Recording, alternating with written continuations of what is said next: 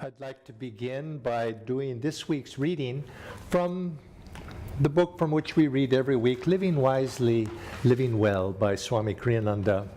And as most of you know, we each week take the reading particular to that day. And this week, Swami writes, it's a little bit more of a long one this time. He says, if you see anything in others that displeases you, ask yourself, does it really matter? There are so many wrongs in this world. The best I can do is simply to give up being displeased. When we don't like in others, what we don't like in others is usually a reflection of some fault we have in ourselves. What we dislike in the world, too, usually points to something we need to change in ourselves, at least in terms of willingness to accept the inevitable. Learn to accept life as it is. I don't say, never try to improve matters. Do improve them if you can, always calmly and in support of the good.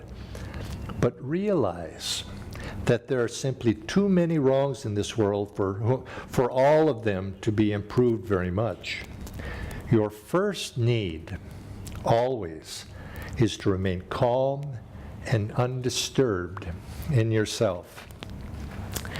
And I think this is a very wise counsel to have, is the tendency of the mind to look outside of itself, to be able to find the faults that we see in other people or in situations. It seems to be incessant, and I think all of us possess this to some degree.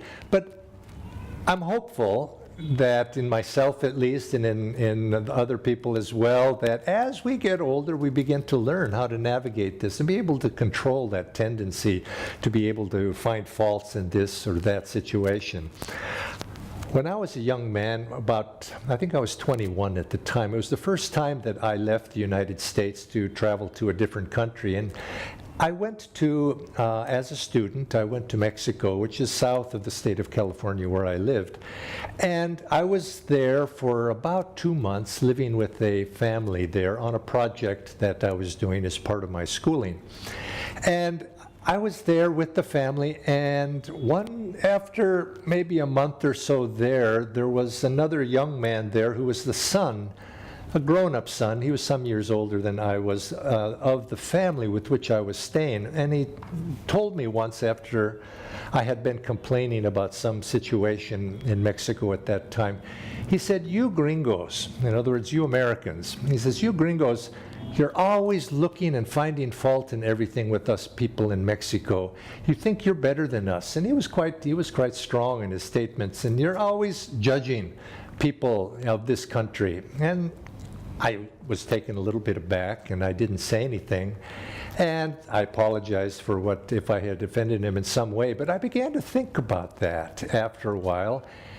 And I realized there was some truth to that, because here I was, a young student, had been always grown up in a certain environment, and now I was in a different environment entirely. And I began to look around me, and I began to say, now why do they do things that way? Why do they do it this way, that way, another thing? Why do they make, conduct their life in a way that's unfamiliar to me, that doesn't conform, you might say, to my expectations, how they ought to do it? And so I seemed to have been expressing this to him, and I realized, yes, he was true. I was a foreigner, I was a guest in his country, and yet I was here criticizing mentally, if not always verbally. That thought was going through my mind. And I learned a very good lesson from that as I came back to the United States, and in years later began to travel quite widely to many other countries. As a motto that I took up whenever I was traveling somewhere was, I would keep my heart open and my lips zipped shut. And I found it worked very well. I just keep quiet. But it's more than just traveling. Traveling, of course, is wonderful for, I think, young people. They learn a lot if they take the opportunity to travel to foreign countries where things are very different than the situation in which they're grown up in. Not just from America to Mexico, but it probably helps from Mexico to other countries, India, Europe, all of these. We go to another country and it's different. But the same dynamic also applies to everything in our daily life. We find ourselves shifted from one job to another job. We find ourselves shifted from this city to that city. We go into a new situation. And what is that tendency if you go to a new job, perhaps a new environment? You go in and you begin to think, now why are they doing it this way? Your mind begins to think, they could do it this way, they should do it that way.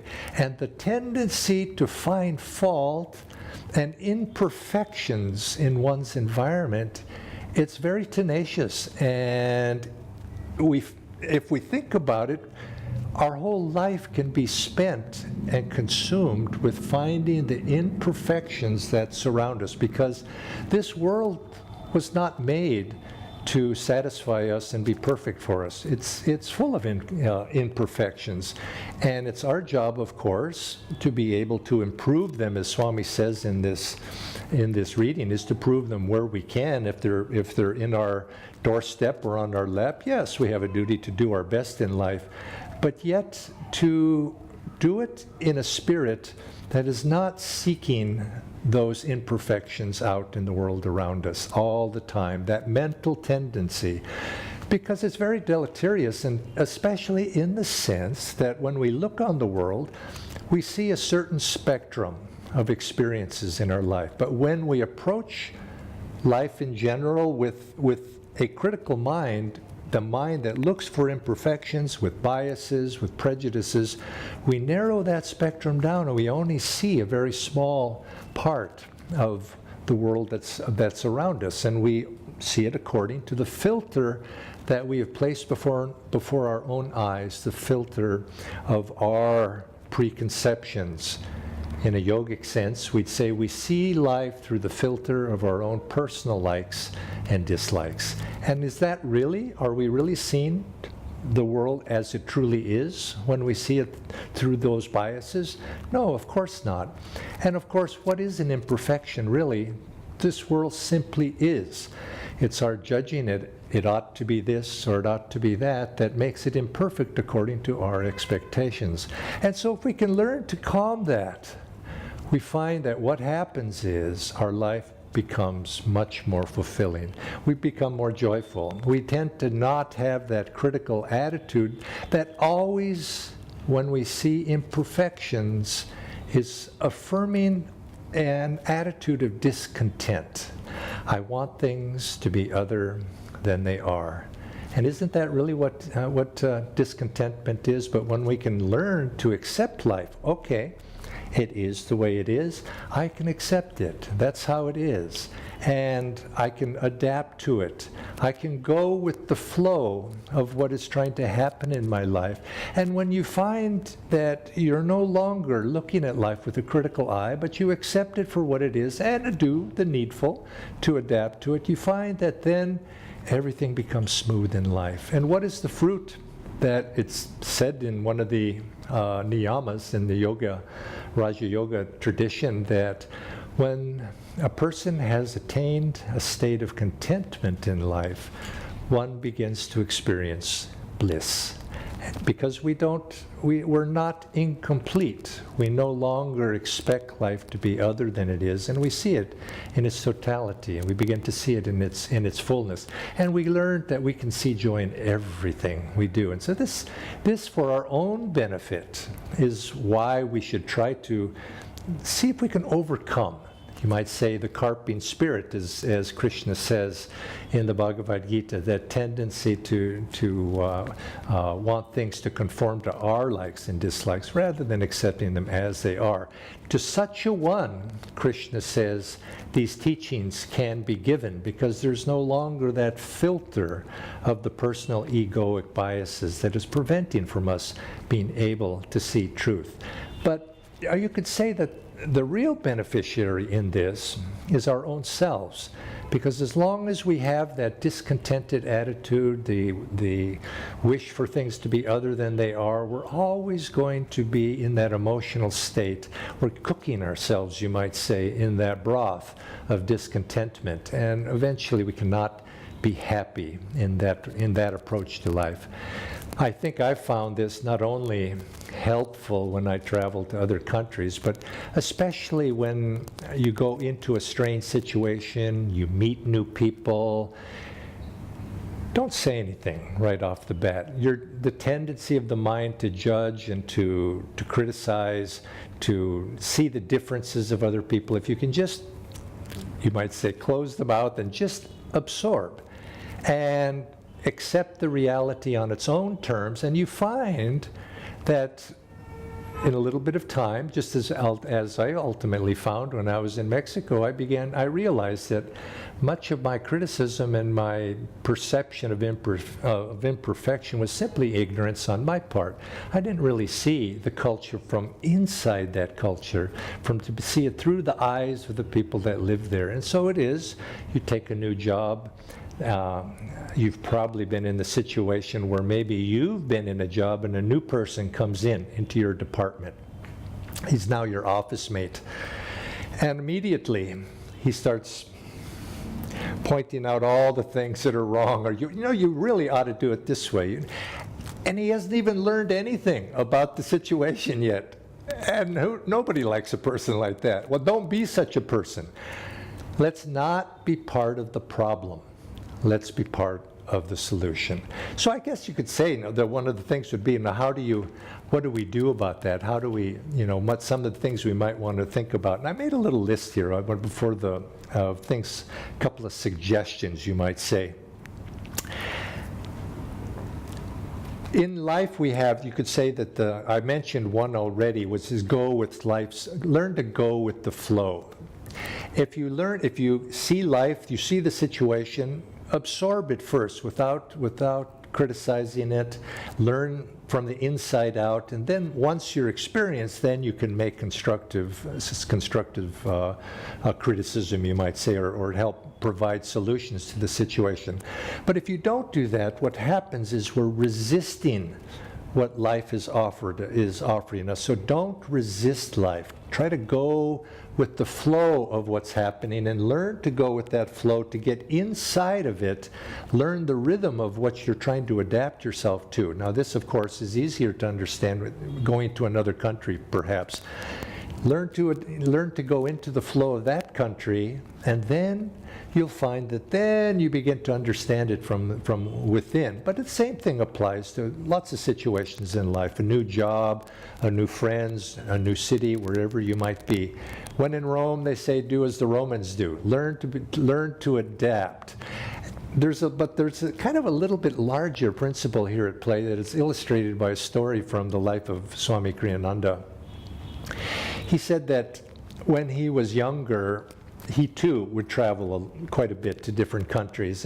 But one of a disability, you might say, that he had is that he tended to, when he was on open water in the ocean, he tended to become seasick. And he said he was one of those persons that he would say of himself that he just have to look at a boat and his stomach would start to get a little bit queasy. And if you've ever been seasick, you know how that feels.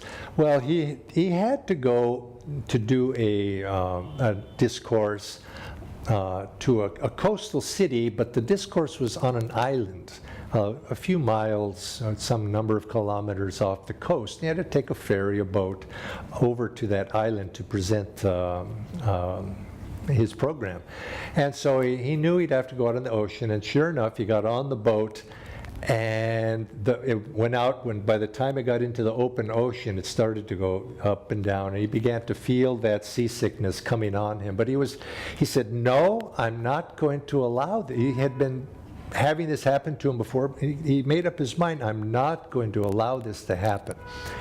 And he hit upon a very good solution to this. Rather than when the boat went up, the natural tendency of the mind was to sort of pull the boat down, and when the boat would go down, the mind was, oh God, pull it back up to keep it steady. But of course, you can't do that. The boat has its own rhythm. So what he did instead is he started to go with the ups and the downs of the boat in the waves. In other words, just as if he was sailing, he said, oh, now it's going down, now we're going up, and he began to cooperate with it as if it was something fun to do.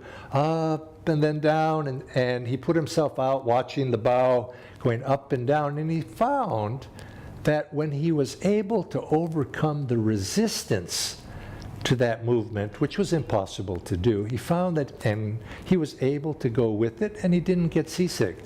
And he didn't, I think by the time he was telling this story, he had no remembrance of what he had talked about at that program, but he carried that lesson with him in the years ahead, and he never did suffer from seasickness after that. But the principle he gained from it, more than just being able to be a good sailor, was this principle of learning to go with life. When the ups and the downs come, go with it, and then go down with it, and cooperate with it, and learn the rhythm of what you're doing.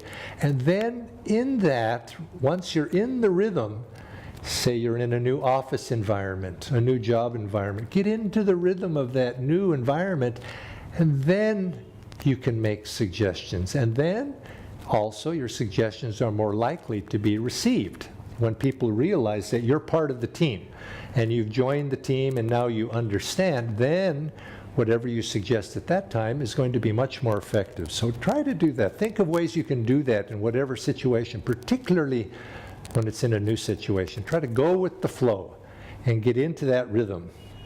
I mentioned already, a second one on my list here is practice contentment.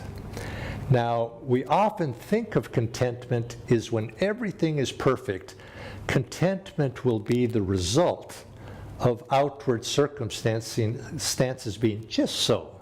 It's like the princess in the pea. If you remember that childhood story of she had a big bed and somebody had put a little tiny pea under her mattress, and that little pea, she could feel it. And no matter how many mattresses she put on top, there was always that little pea rubbing on her, and she was never content.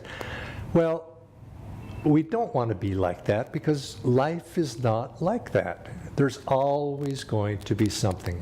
My father always used to say, Johnny, if it's not one thing, it's going to be another.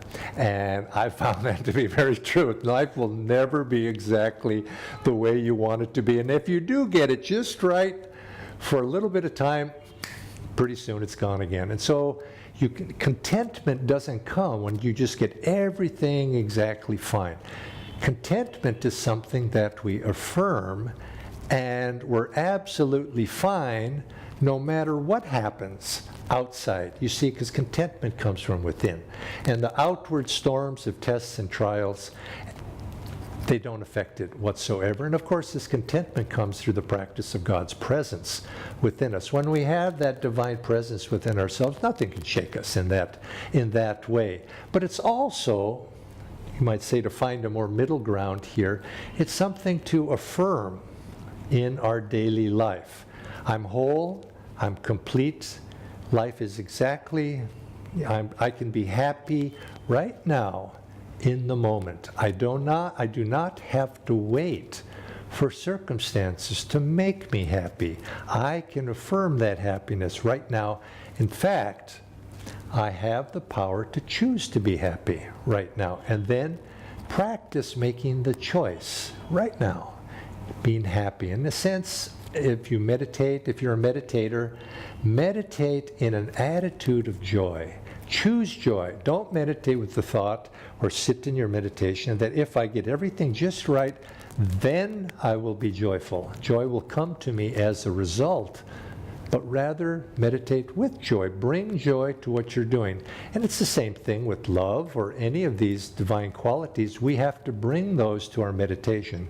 But even more than just in meditation, bring them into our daily action, into our daily life. And you'll find that then you begin to have that. And so in the same thing, in an opposite way, when we bring a sense of lack, when we bring a sense of discontentment, when we bring a sense of perception that there's things are wrong with this life, of course, then we're going to find that. We're going to find nothing is ever going to be just to our satisfaction. And of course, we're discontent, we're restless, we're upset, and we're never going to find happiness that way. So affirm contentment. I am whole, I am calm, I am peaceful, I have God's presence who is with me right now.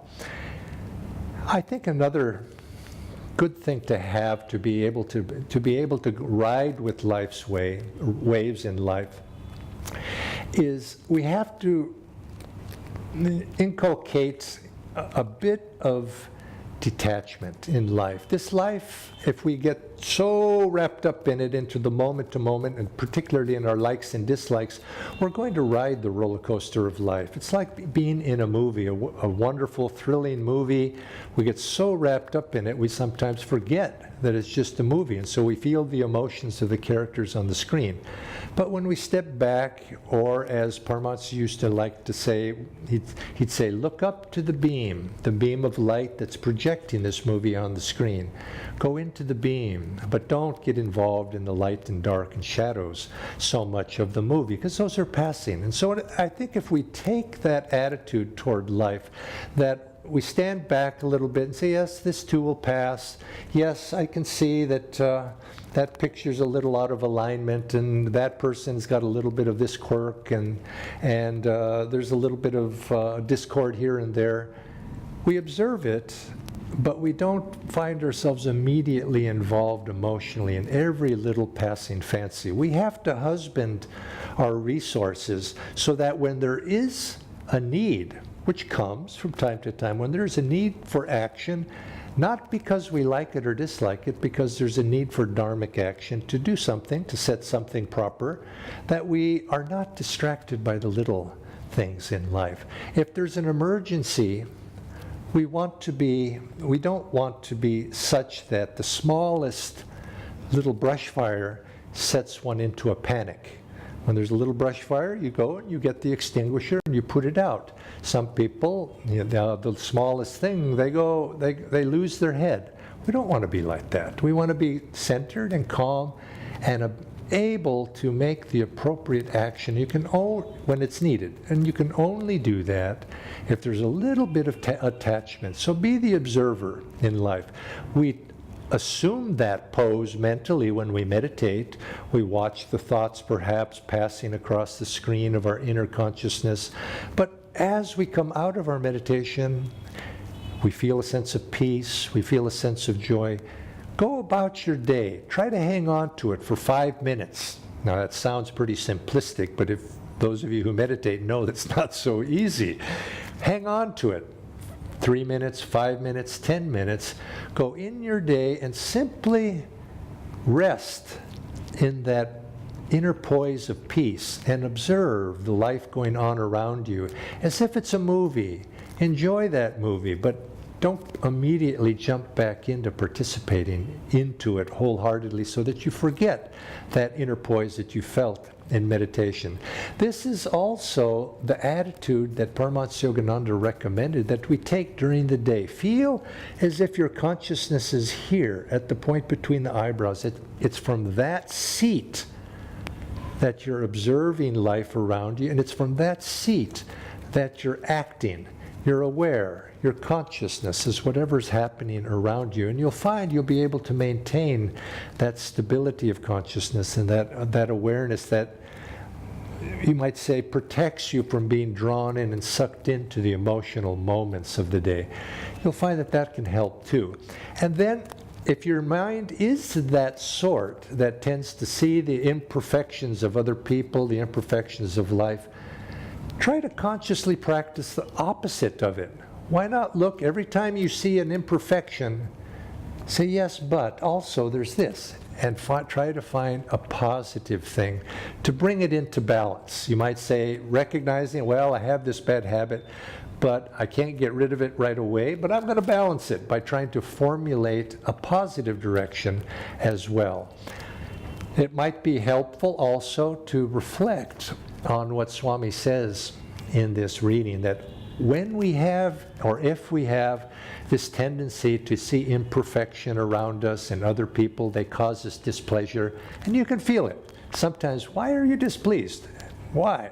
You might ask yourself, what is it that's displeasing me here? Because there's something inside of ourselves, and this is what Swami is saying, that when you see, when you're displeased, there's that emotional feeling of displeasure. Whenever you have that, there's something inside of you that's being put into resonance, you might say. The outer is stimulating something inside of yourself that perhaps needs to be attended to. Why? Why does it bother you so much that this person has that little annoying habit, or this environment is perhaps not to your liking, or whatever it might be? What is it? And if you can introspect, that introspection also can bring clarity, but also it removes you a little bit from that so personal or overly personal involvement in the immediate situation. So I think I'll leave you coming back to this piece of advice, especially if you find yourself in a new situation, is open the heart to experience everything. I'll open it, by opening, I mean, let the full spectrum come in without picking and choosing certain aspects of that spectrum, but open the heart fully to fully experience whatever situation that you're in with people, or business, or a job, or a new country perhaps. Open your heart, experience. And then for a certain period of time, at least until you have acclimated yourself and are in the flow of that new environment, sip up the comments. Now, verbally at first, but also I mean this on a little bit more deeper level as well. That mental tendency to be able to see this, that's wrong, and begin to substitute, and you'll find that when you do that, you begin to see all the beautiful things in other people, situations, environment. They begin to flourish when we can calm that negative carping spirit that sees the other side incessantly. So many blessings to you, and we look forward to seeing you once again next week on Living Wisely, Living Well.